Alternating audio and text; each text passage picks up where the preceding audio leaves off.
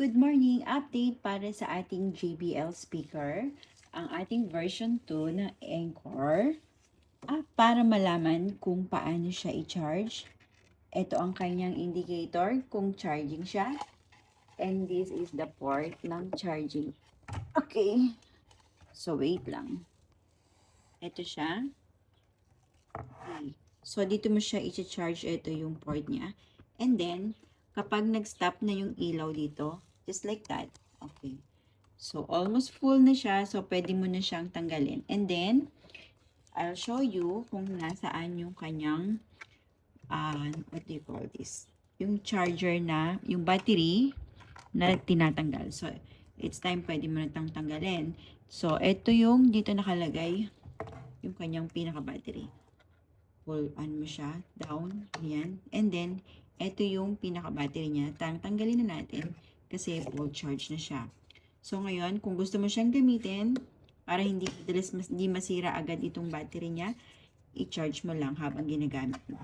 And then, I'll show you kung paano siya i-charge. Ito yung pinaka-charger niya.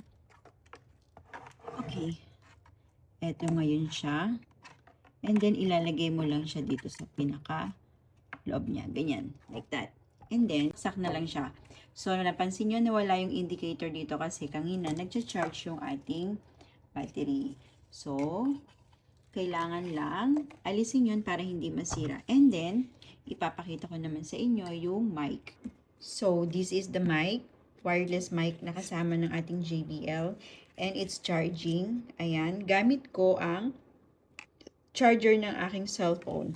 Type-C guys, kaya siya ganyan. Ayan. So, ginamit ko lang yung charger ng aking cellphone kasi hindi included dito yung pinaka-charger ng mic. So, ayan. Kapag wala na yung nagbi-blink-blink dito, ibig sabihin full charge na yung ating mic.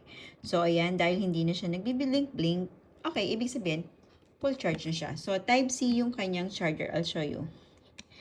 Here, like this. Okay. Charger ito ng aming cellphone. So, ginamit ko lang siya. So, yun lang.